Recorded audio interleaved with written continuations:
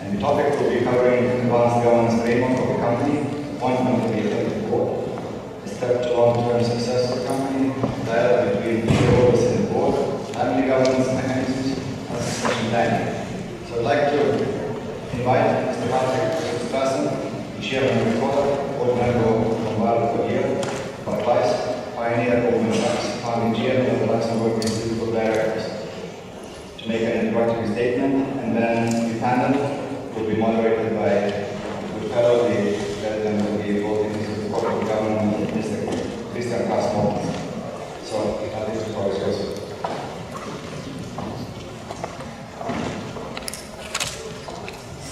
Thank you, Jérôme. Do you hear well? But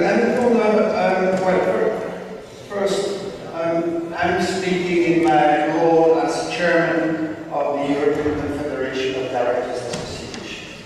There are 17 directors associations all across Europe, and all together we created a confederation so that we can get closer to Brussels, to the Commission, raise our voice, listen to their ideas, engage in some education to facilitate the understanding of Europe among directors, and publish guidance, research, notes. This is one of our guidance. The one which is guidance and principle for unlisted companies. We've done so 3 years ago, and we did so because no one had ever cared about writing any code for unlisted companies. All previous works were dealing with listed companies. You had some work with family firms, ICGN, but apart a couple of countries I think of, there was not much doing in that field. We observed before starting that many unlisted companies are owned and controlled by a single owner, be an individual person, a family, a group, but it's not a multiplicity of owners that we have to be. It's one. And their behavior is not so much driven by the market, by the stock price of tonight or tomorrow, but by what you may call a long-term interests that think over generation. What is my daughter going to do with all this? And we had to move in drafting that code from a frame based on regulation and investor protection mainly to something else that will indeed deal with continuity, with growth, with professionalism of management, with some check and balance. We also have the good staff who wrote that to clarify a few concepts. Now, you all receive in your bags that code, and maybe some of you have not noticed this because it's very thin. It's not many pages, it's not a big book. But so we have to be short and precise. But we have had to clarify a few things, like the distinction between the corporate and the personal property. It's not because you are the single owner you can confuse the company and your own assets. And you have to get them to understand what is the interest of one day entertaining the idea of having an external board member sitting on your board and overseeing what you do. And so we approach all this not so much by compliance, but by voluntary days. And we did that in a very dynamic approach. We divide our 14 principles. Apologies for not having limited us to 10 principles, but we have 14 principles. We had 9 that apply to almost all unlisted companies, but in a flexible way. They can choose, pick and choose the one they want to apply when. We will speak about that later. And we have 5 principles applicable to larger and more complex companies. To all, we deal with adopting a proper corporate governance framework, electing an effective board of the proper composition, meeting regularly, remunerating directors in an appropriate manner, engaging in internal control and risk management, having a proper dialogue between the board and the shareholders, and ensuring that all directors are properly inducted and learn about the company before starting to work, are ready to serve, and continuing education. For family business, we have also a section dealing about the family mechanism of governance and laws of the company. For more complex companies, we are addressing the management line, which is the fine line which is dividing the responsibility of the manager and the responsibility of the board. We address diversity, not so much at the time we wrote of gender, but we had gender in mind, but we did so in terms of competence, experience, field of specialty. We advocate for large organizations that they start thinking about the creation of specialized committee, and we argue along those lines. We advocate for periodic appraisal, and we also broaden the mind of the board by thinking also about the interest of stakeholders as a whole. Now, I will very quickly fly over those principles so that you have a sense before the panel discussion. On the principle one, it's clear. You have to have, of course, a statutory and a governance framework, and everyone should agree about this. And the board should be a full board. It's not only to approve the account and sign off what is sent to the trade office. It's also into engaging on strategy. It is in assessing the quality of management. It's doing more than just statutory things. The size and the composition. We fell short in recommending a gold number. We say that some boards are too small and some boards are obviously too large.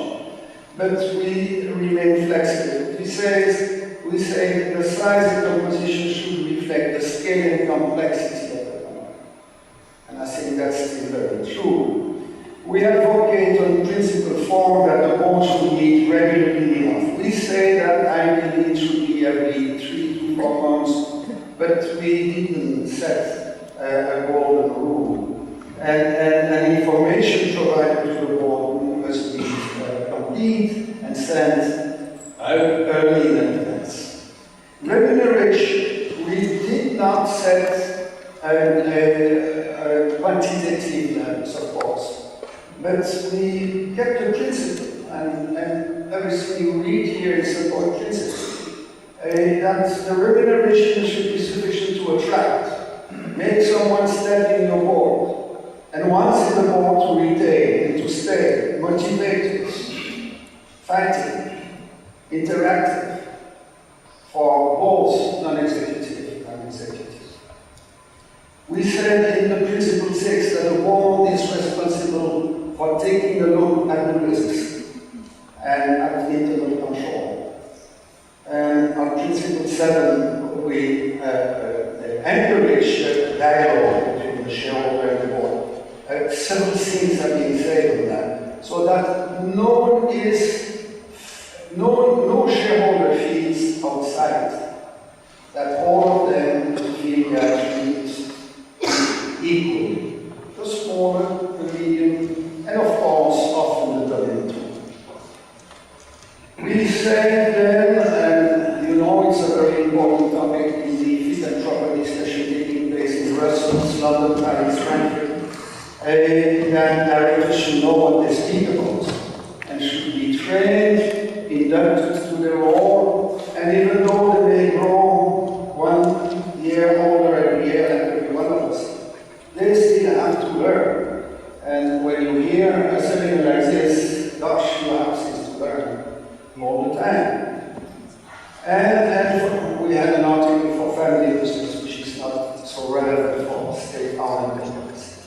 Moving to 10, one of the most delicate things is to discuss and define the line of responsibility, the divide line, as we call it, between what management does and what the board does. I've been a CEO for 30 years of my life, and that was one of the most difficult things I had to learn.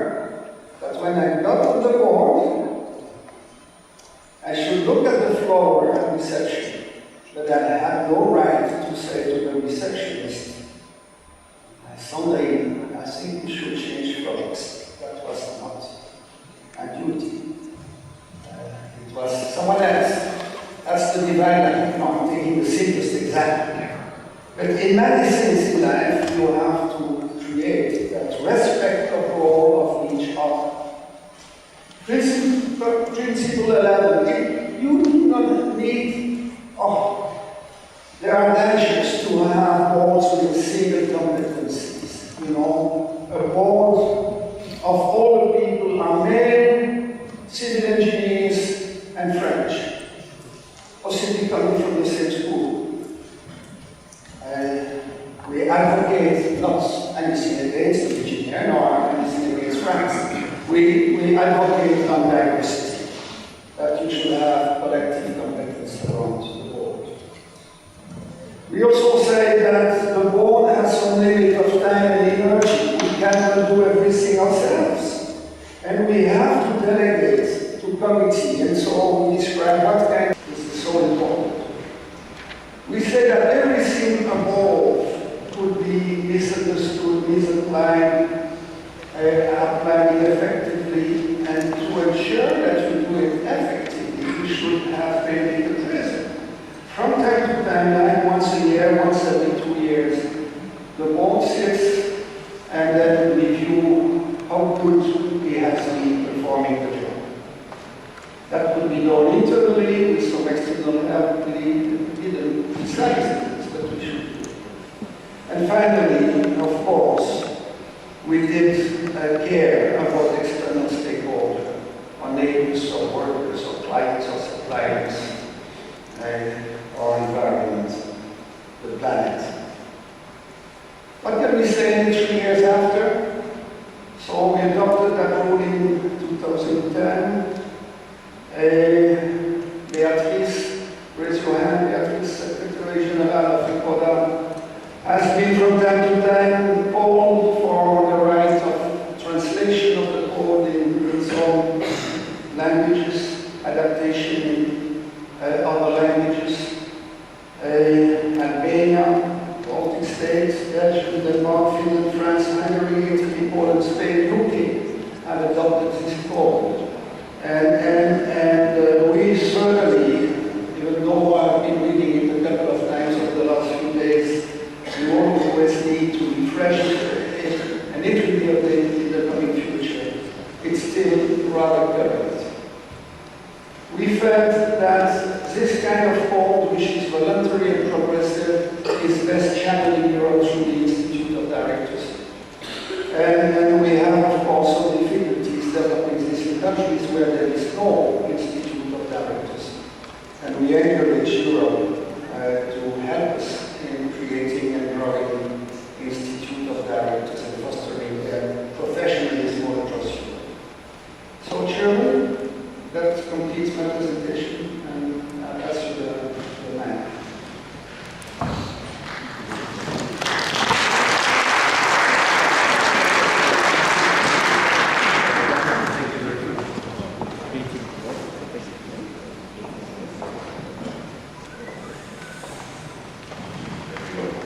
Thank you very much, Patrick. Thank you very much to the panel, to Kristian, Jérôme, Barclays, Jérôme, and Andres, and of course Patrick. I feel sometimes like a preacher. You see Americans, he's like, make everybody very excited, so I feel like I'm going around to companies in the Baltic countries to promote corporate governance like a preacher. And during this preaching, I have met different companies on the Unlisted category, and I see that all the growth, the dynamism, the new workplaces is coming from category of unlisted companies, but much of the discussion is unlisted companies, which is a smaller part of the economy. But I will share two different companies that I've met. The local people will understand the first example, which I will not name. Strong founder of the company, built it up, 5,000-6,000 employees. At the age of 70 years, he dies unexpectedly. He leaves 50 point a little bit to his widow and his daughter. He leaves a very big part to his ex-wife, and some ex-employees or current employees has a few percent each. This is the textbook case where you read that the company rarely survived the founder. I predict this company will probably not exist in 2 years from now. I have seen a similar company, not a similar, but another company in Denmark where it's young, it's energized, and they already have done the succession. The founder has pulled himself out, taken new external CEO, external international board members. I have met the third company where I go to the shareholder of a very big transport company and I tell them, look, what I preach is fantastic. Your shares will be valued by 30-40% more if you have good governance. And he looks at me straight in the eyes and says, Kristian, I believe in you, and I want it to be worth more, and I'm all happy. I see here a client, he will do it. And he says, but this company will slow me down now. I want to sell it in 10 years. I will start your weird things in 8 years, and the Swedes will still come and pay full price. And this seems to be the problem, that investors are not really actually having a memory of what went beyond. Kristian, you're one of the people who are actually talking to these guys. And I want Patrick's recommendations to be implemented all over Europe, but nobody is buying it. How do we make them happen? Well, first of all, it's not easy to make it happen if people don't want to make it happen. What I wanted to underline is Patrick said something at the beginning of his presentation about the different nature of ownership in family-owned companies. Ownership is not the same. They are not investors. They are not there for the money. They're partly there for the money, but ownership is really emotional ownership as much as financial ownership. And that's why it makes both a virtue of family business, because they are not there for the short-term profit, they are really there for the long term. But sometimes they don't do everything they should be doing to make sure it goes into the long term. And of course that's the second part. On one hand, you have the virtue. They don't reason as short-term investors at all.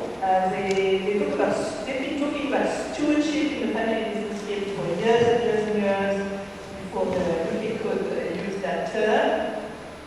And at the same time, the emotion can be negative, of course, because it can be fights between siblings, it can be the father never wanting to retire, and all those kinds of things. And that's where we try to help them, understanding that they have to plan ahead if they want to actually have the business to stay on for generations. And the big difference that you outlined, Patrick, is that it's not the owners and the board of the business. It is the founder is the owner, is the board of one, famous board of one in the shower in the morning, taking the decisions, and the founder is the CEO. So it's all mixed in one. And actually, all the family governance work consisted to try to separate into three: ownership, family, business, and with the key role of governance, and at the same time keeping the virtue of this emotional commitment. That's my main comments. Jérôme, we don't want more regulation, but we would like people to adapt in their hearts this kind of behavior. How would BusinessEurope promote unlisted companies' growth further by corporate governance? Thank you, Kristian. Well, of course, we are often perceived being BusinessEurope as supporting more like listed companies, but if you look at our membership, which are national business federations, which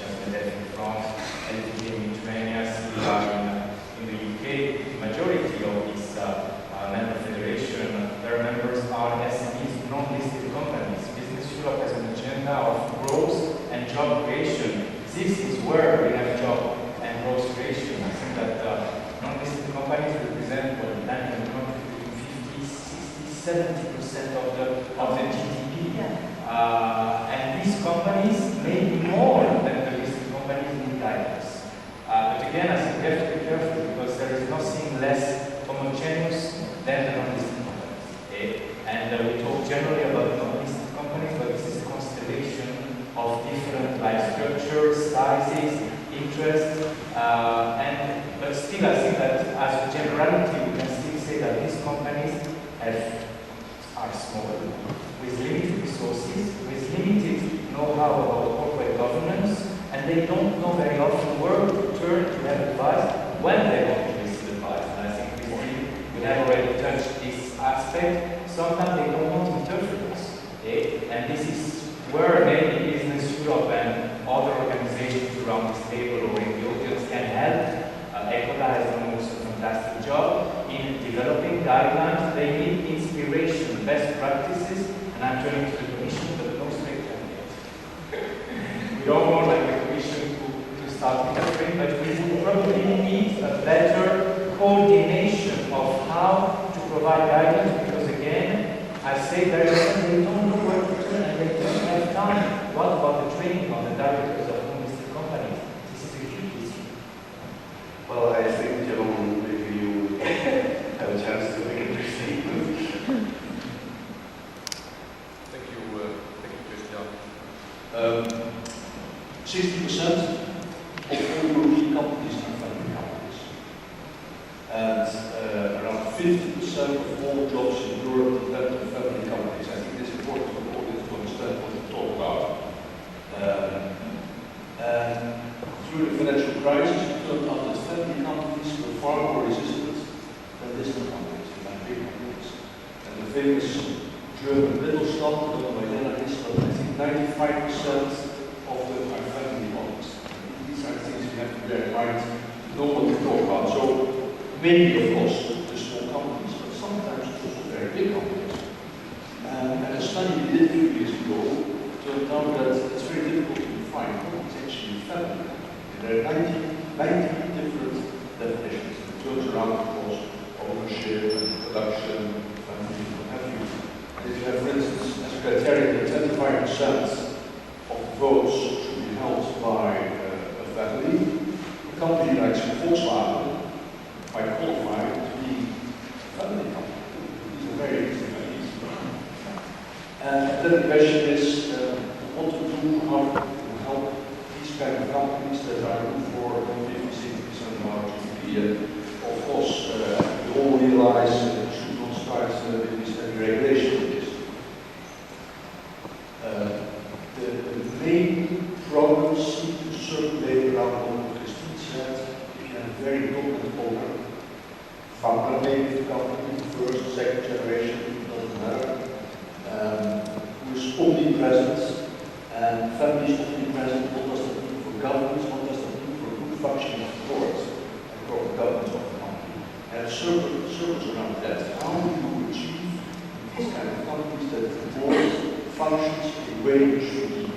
And that it's chargé, that someday over lunch in the family, around the family table, decisions are taken, but that the non-family directors are not involved.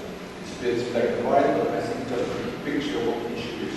And then the question is, how do we create good structures for these kind of companies without making a mistake to put in place what we have done for listed companies? Because then we come with the whole regulation, a lot of accountability requirements, transparency requirements, quarterly reporting, all these things we found out in the crisis that the time not always helpful. And how can you then formulate ways and means to foster this long-term perspective for this company? Alex, you have the foot on the ground. You are in the trenches every day. You have seen the good, the bad, and the ugly. What could we do on a European scale to positively entice them? Well, training and education, that's what it is mean, because now as a fund manager, we are early stage investors, and so far we have invested in over 20 companies. Some of them are really funny, growing at a speed 200-300%, 1,500% in various regions, starting from Dubai to Stockholm. And that involves a number of challenges, but what we are really lacking is that kind of education, because as investors, we never invest before we've got an agreement that there is a board, and a board definition is a part of shareholders agreement. So if there is no agreement on board and constitution and how we work, there is no deal. Black and white. So otherwise, we cannot function as a shareholder, because you cannot become a family member in 20 company families. Technically it doesn't happen. You have to marry many. It's what and we don't do that. And we are, of course, as almost institutional investor, we are planning to exit companies one or another day, which also means that transparency, conflict of interest has to, through board, have to be resolved, and it works. So, but basically we provide education ourselves. We really, through negotiation process, we deliver some kind of basic knowledge, which I have received from Institute of Corporate Governance. Kristian knows about that, and it's how we function. But that it's, on the other hand, it's also very much cultural issue. And we are not willing very much to discuss. We do that. It's much easier to make your own decisions and just bank and do it and without a proper discussion. And that works sometimes doesn't. Patrick, if I gave you the golden gavel to get one thing done, you have freedom to change any national or European legislation, to have your way exactly what should be done for the future, to create more growth in unlisted companies, to make them better governed, to make them more transparent, to make them more prosperous, so we have a European Union that will be the growth engine of the world. What would you do? Well, I'm afraid I will abstain from using the magic stick. The other day, my daughter told me that the firm of one of her friends is going through tremendous difficulties because the uncle died. And the children of the uncle are fighting the children of the founder. And there was no governance, nothing foreseen, 50-50 shareholding for one branch, 50 for the other branch. The old man retired. And how can you regulate that kind of thing? Life and death and making children. And children are good for, will be educated. Some of them will have more difficulties. Some have more talents. It's the unforeseeable nature of life. So, no, I have no magic formula. What I know, though, is that at one point in the cycle of life of a company, the founder or the owner think that maybe he should reduce his or her activity, retire, and do something. Or another event will come, he will hire someone who say, I will join the firm, but please then adopt some corporate governance. Or he may acquire the company which has good governance, and the two together may increase their level of governance. Or he may need some money and call the banker and ask the banker something. And the banker will say, yes, but we would like you to improve this on that. Or he may go to export to faraway countries and then find out that the logic of what you do in your local regional market is changing profoundly if you export far away. And so it is more event-driven, that kind of evolution, than driven by any given regulation. Well, I told you the first example of the company where the founder died. Not that long after he died, I was in a big business event, and I met another such titan, a little bit older even, and I tried to sell him the gospel, and it didn't really work very well. And finally, I pulled a death card. I go, well, you see what happened in this other company. Mr. So-and-so died. And this gentleman's English was not so good, so he turned to my wife and said in Lithuanian, does he know who I am? Exactly. And she goes, yes, he does. And then he said, you tell him that I am not planning to die. Exactly.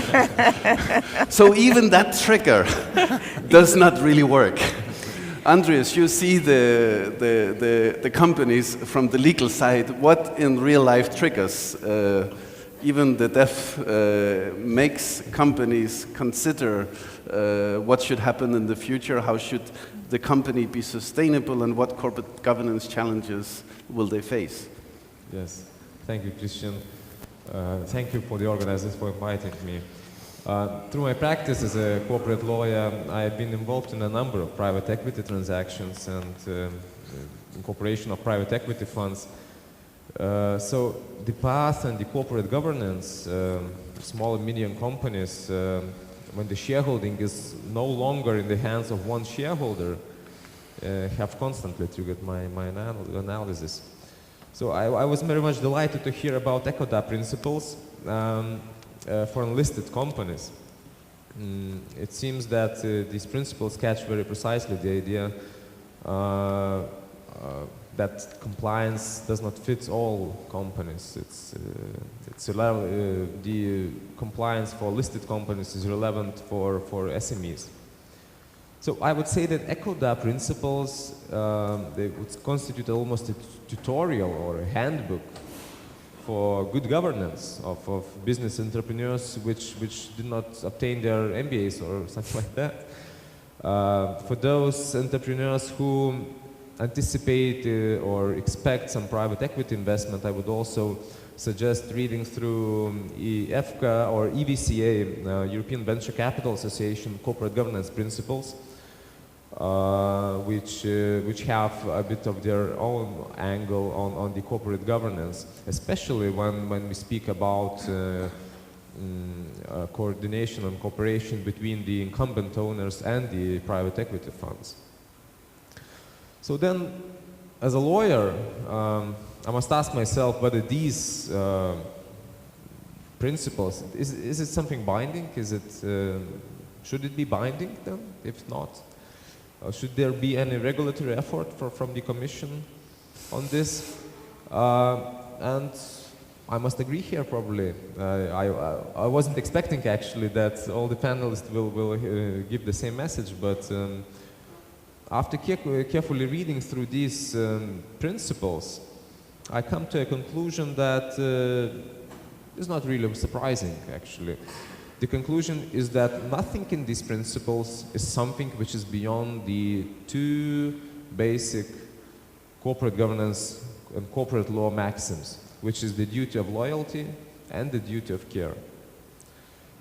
Basically, both the EcoDa and the EVCA principles, these are derivatives of these two corporate law maxims.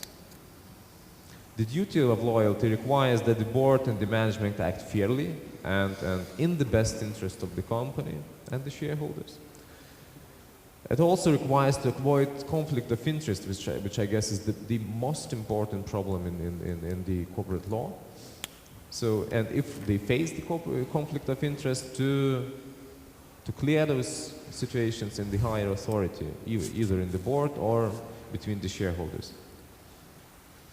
The duty of care, on the other hand, requires that the board and the management act diligently and adopt informed decisions, which we also have in the EcoDa principles, that the boards must educate themselves and, of course, be informed in taking their decisions.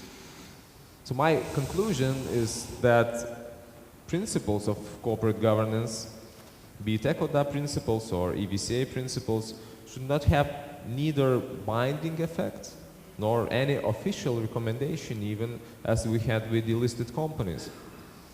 the principals would bestly perform their function as a tutorial, yes, as a tutorial to the boards and executives of the companies. So, Christine, the unlisted companies, the family companies are as diverse as anything gets. Yeah. We have in Europe, 100-year-old companies, many generations old. Yeah. In the region we are standing in, we have very few companies, private companies, that are much more than 20 years old. Yeah. And in most of those companies, the original founder is still there, and in most cases, he's still less than 50 years old. So we have a long way to wait for that trigger event to happen in all those companies. Yeah. But we do see that the ethical behavior, the good governance, the low corruption, the movement of investments, the old saying of well-governed regions do attract capital and they do attract investments, it does come true.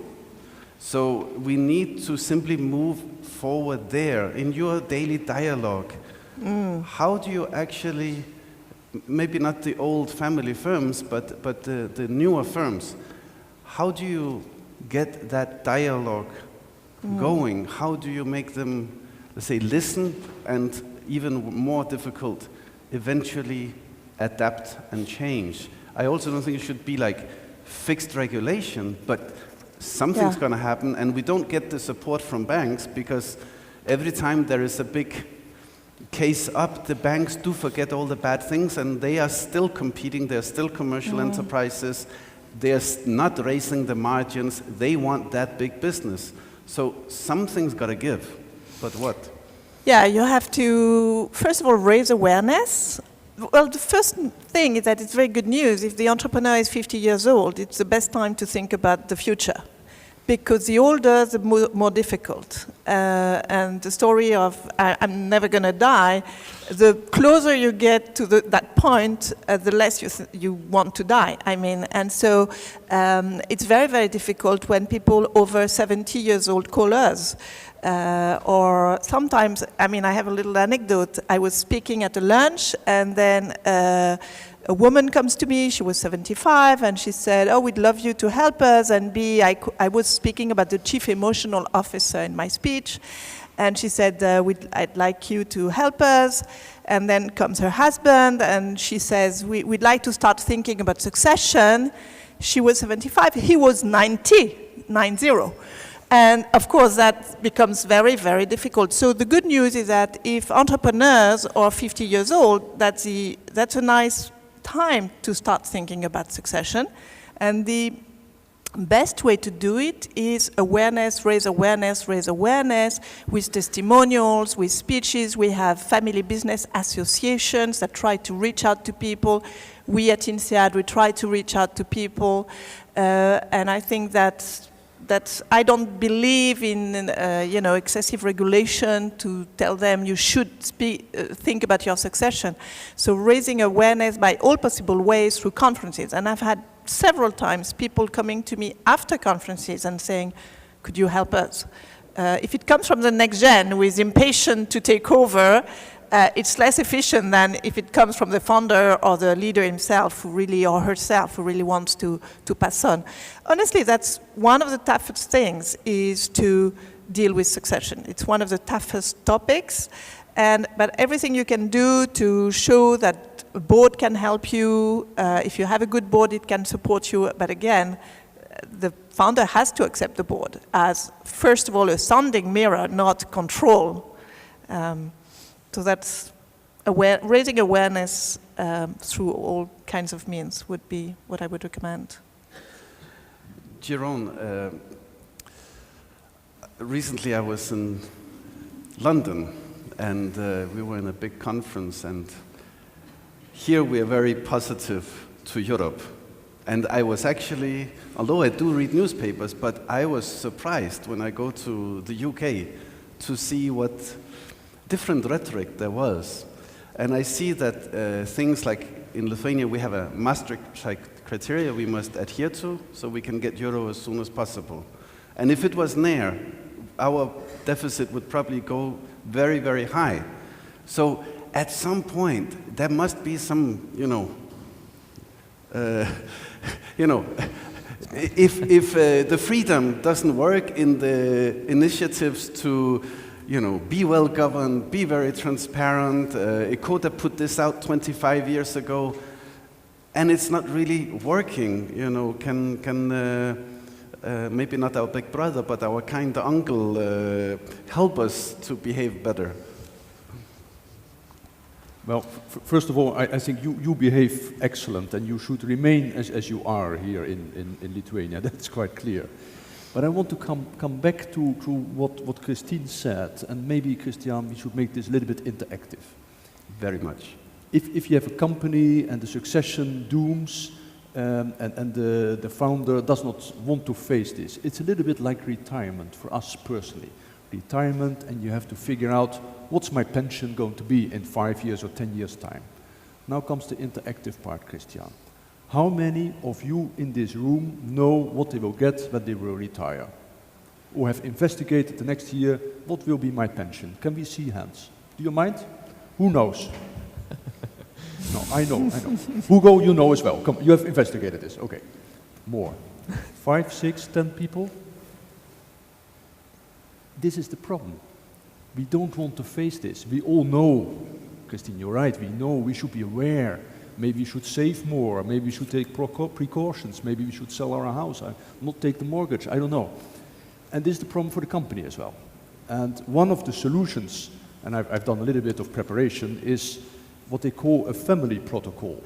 That the family should prepare a number of governance questions surrounding its company. How do we want to be governed? What's the influence of the family? What should be done with the next generation? These kind of questions. Now, the interesting thing about this protocol, which is really something for non-listed companies, in particular for family companies, is maybe not the piece of paper that comes out at the end of the day. It's the process where people in the family have to think, yes, we have a responsibility for the company, for the people that work here. What is our objective? Do we want this company still to exist in 100 years? Or do we want to go to the stock market? All these kind of questions. They have to sit around and decide this. And there I fully agree with you, Christine, that leads to more awareness. They have a responsibility, not only to make money, but for the company and for the stakeholders at large. So I think, and this is typical for these kind of companies, a family protocol is a very, very useful tool. If I may, because when I was talking about awareness, it was even before starting this process, to be aware that you need to start this process.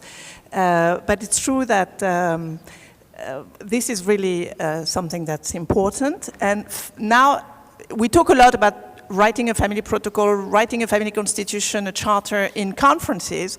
And so the good thing is that family businesses come to us saying, we want a family charter, because it's like a magic word. But that's when we can start this in-depth process of communication and putting the real issues to the fore. And so spreading awareness about, family charter is good for you means that families will start thinking about all the issues. Well, the one who has the channel to spread the awareness is BusinessEurope. But back maybe to what we should do. We are still too much maybe on the what they should do. And we should shift to why they should do it. Try to make them understand what is the added value. And this is a difficulty. We're back to the question of how to reach them. We are focusing now on the family business, but that's not the only aspect of the non-listed companies. There are so many. The problem also is that these companies, if you take the single owners or very small companies, they don't have time to take care of this issue of corporate governance. They are so much in the day-to-day, running their business, trying to survive, that, we arrive and we say, you have to think about corporate governance, as you were saying, what will be your market in 10 years. Just say, look, I'm just fighting to know what tomorrow will be, so this is really the issue, we have to explain more what is the added value in terms of raising credit, resisting to crises, winning maybe new markets, but still I don't find that narrative in the work that we are doing. And maybe What we're doing right now, Business Europe, we are gathering best practices.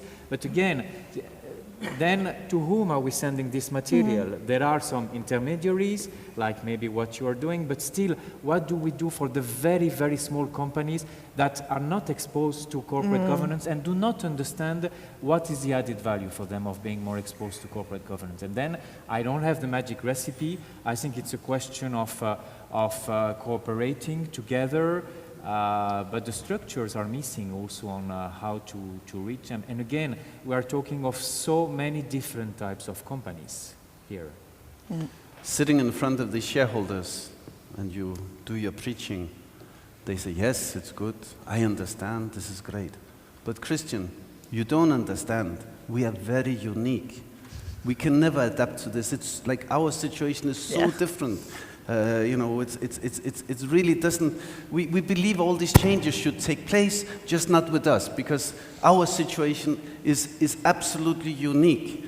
And when you read the textbook of why doesn't family founder firms survive the second generation or the third generation, it's because they don't understand that they are not unique. So, Avidas, how do we make them understand that they are not unique? And after Avidas, we will take some questions from the audience. Well, it takes some time before companies really understand, they are similar to each other and so on. But on the other hand, looking just from pure practical point of view, corporate governance, directorship, and so on, it's an instrument for something. If one of our goals is to achieve, I don't know, bigger sales or, bigger transparency or whatever, and this instrument applies, fine, we go for it. But if companies are functioning well with one owner, and I've seen many of them, so there is no need, and it's totally impossible just to plant it and interfere with them. Modus operandi is different. It's just different. It works as one-man show, and everybody is happy, family is happy, managers are happy.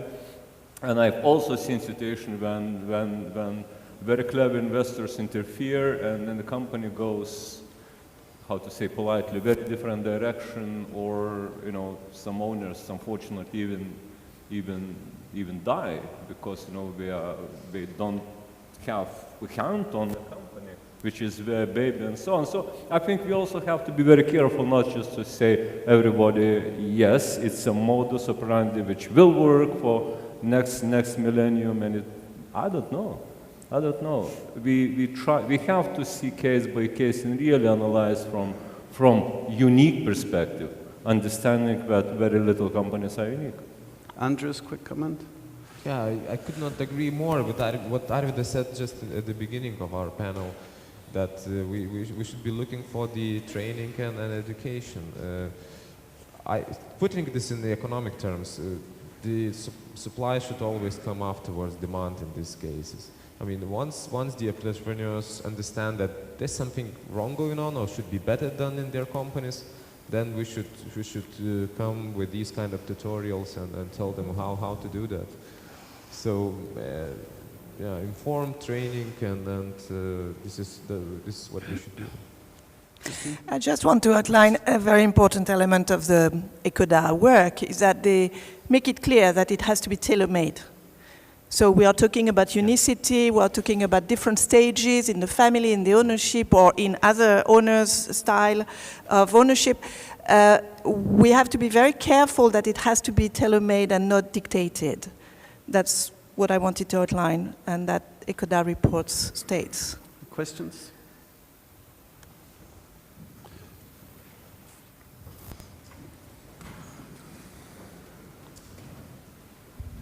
Alexander Zabushila, management consultant.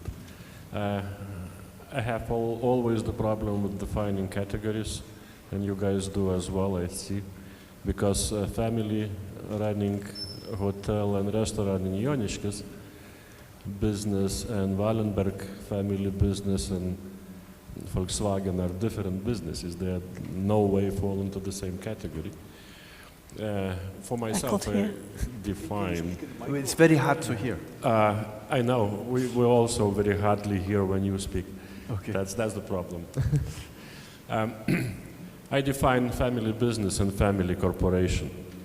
and change the between the two are the major. When I start chain of hotels, instead of running directly one, I cannot control directly all the businesses, and then I start thinking how to deal, and then decide to hire executive director. Then it comes to my mind that the board has to be established and so on, all things like that. And by the way, exactly right now in Lithuania is a very interesting time, because a number of companies do this process, and more important, number of company control goes from parents to children, or started to go. So it's interesting to investigate from scientific point of view. But my question, first of all, to you, Patrick, but to all the others, we have this information asymmetry problem all the time, and the founder of a company who would control everything in the company and know better than anybody else, then start to feel that he does not know everything. He can't get information fully. The board cannot get information from executives directly. So, especially in this transition period, what would be your suggestions how to soften this problem, because you cannot resolve finally the problem of asymmetric information, asymmetry of information? Well, while you think about the answer, my opinion is very clear. If you don't pay the electricity bill, provider will turn off the hot water and the electricity. So the banks must stop funding companies until they have their cards in order. But so the question is about how do you deal with asymmetric information when you're on a board and the owner has all the information, right? I think one of the roles of the board is to ask questions. And it's true that when it's a heavily founder-dominated business, the board will most likely be more like a mirror board, and you mentioned in the EcoDa code an advisory board, and little by little let him understand the virtue. But I think the role of the board is to ask questions, so ask for information. Yeah, just to build on what you said, not only during board meetings, but between board meetings as well. So when board is becoming a bit more active, so many things will simply dissolve. Other questions? Yeah. Kristian, can I comment? There was another comment. To the question of Mr. Bischola, what I would say is, actually the question is beyond the corporate governance. It's a matter of psychology of the ownership. The owner must understand that at one point he's not controlling the company anymore. In the transition period, probably some of those kind of intermediate solutions could be adopted, but at the end of the day, this is not corporate governance anymore problem. It's a problem of the owner's understanding its role in the company, as the owner, not the board member anymore. So I think this should be the answer from terms of corporate law and from the good corporate governance as well. Let's pass the microphone to the world's most law-abiding country, the Finnish. Thank you. Leena Linnanmaa, Finland Chamber of Commerce. At Finland Chamber of Commerce, we have worked extensively to promote good corporate governance of unlisted companies for almost 10 years. It became very clear early that SMEs don't want more regulation. What we do, we have trained more than 4,000 directors at SMEs. We make surveys, and as they don't want a code, we published already in January 2006 an agenda, a checklist with questions. Is the division of the responsibilities clear? Are you prepared for change of generation, etc.? I have a few copies with me, so if you would like to have this, and on the website cgfinland.fi contains this English version, Russian, Swedish, Finnish, finish. My question is, because there must be a question to be allowed to say something. Can I trust that the European Commission is not going to regulate the corporate governance of unlisted companies more? Because I have to say, when it was known that we are working on this, there was a rumor in town that they're going to regulate, there's going to be commandments to the unlisted companies and corporate governance, and we couldn't even apply the word recommendation or guideline here, just an agenda to make it clear that we want to help and not to regulate. Thank you.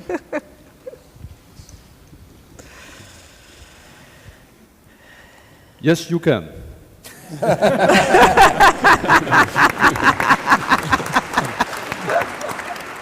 Well, I guess the fix is simply to incorporate the company in Finland, and then everything will be good.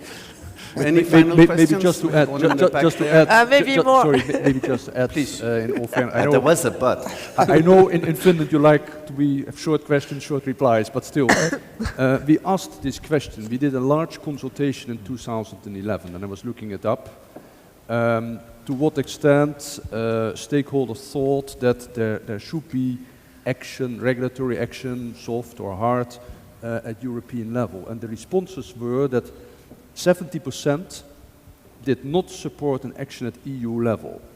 So we listened to that, obviously. Having said that, there's always a but. We have done a lot of studying about this. And it doesn't mean we won't do anything, we won't regulate, but there are a number of best practices to spread, awareness raising, soft actions can be done at European level, best practices, spread that, to continue that process. But that doesn't lead, in my view, to real regulation as such. Okay. Carlos? I have a more remark probably, but maybe someone can comment also. Being a student, I didn't find anything more dull than looking at checklists and the list of policies and things that don't really relate to real examples. And instead of threatening people by death, I would say we should probably turn to some positive examples of good governance situations where they actually brought value to the family businesses or single-owned companies. And that is quite missing because, for obvious reasons, people don't really like to share their probably inside stories that much. But maybe there is a place where we can share those or find them. Otherwise, we should probably create them to motivate people, not just by creating another checklist, but more like showing where is real value in that. You're looking for books sharing best practices? Is that what you said? Huh? That's what I heard? There are some books, actually. There are actually a good family governance book, handbook. There are some books that, there are two types of books. Some say this is what you should be doing, kind of advice thing. But there are also books with examples. When family businesses are best, for instance, and the title speaks by itself, When Family Businesses Are Best. It really says what are the best things that family businesses can do, and it gives example. I personally wrote a book it's only made of good examples, 12 good examples of family firms. Unfortunately, it's in French only, and it's entitled When Family Capitalism Will Family Capitalism Save Capitalism? Or Family Business, Will They Save Capitalism? And, but that's in French, but there are a few books like that. There are also books on family wars, because that sells very well. But there are some, now more and more writings about good stories. There are also authors from Canada, from France, from the US who write on really the long-lasting firms and what are the factors of success. So there is now a growing body of literature on the subject. But it's true that 20 years ago there was almost nothing. I think the best book to read is the book of what is not there. You all know Microsoft. There is Microsoft Business Solutions. Microsoft Business Solutions is built on a product called Navision, which then became Microsoft Navision. It was two brothers. They sold Navision to Microsoft for billions. And at least one of those brothers today has less money than I do. I mean, that's really poor. So that is the story of bad governance, and that is basically a guy who wish he had done it the way we should have done it. And the rest is lunchtime now, Antanas? No, okay. So then I will hand over to Antanas and thank all of you for joining the discussion. Thank you.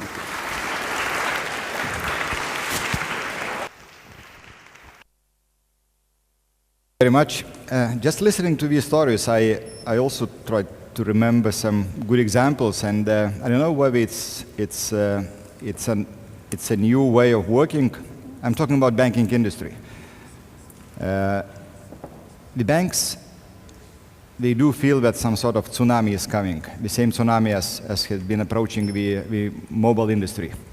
I mean, lots of different mobile payments, a lot of mobile wallets, a lot of choices for the end users to choose and make the decision within a second. And at least what I've noticed that banks, they try to look at this like a family code and try to instead of being only as a private banker for solid companies, they try to go down and try to use the similar approach when giving a loan also to a private individual or a private company, asking them a lot more questions compared to what it was before. Because before it was, I mean, what is your business plan, what is the return, and then either you get or you don't get. So now banks, they are a lot more sophisticated in trying to understand the business a little bit more in details, using some software tools, and maybe that is something the competition in banks will actually push the banks also to be a lot more, putting a lot more questions towards the family-owned company, and also it would be more like an educational process. Maybe, I don't know. That's also some question. But now I would like to invite again Paul to have a small presentation about the role of shareholder in European Model Company Act. Presentation, findings and considerations. So that would be more like a roundup of today's panel 2 session. So Paul, the floor is yours.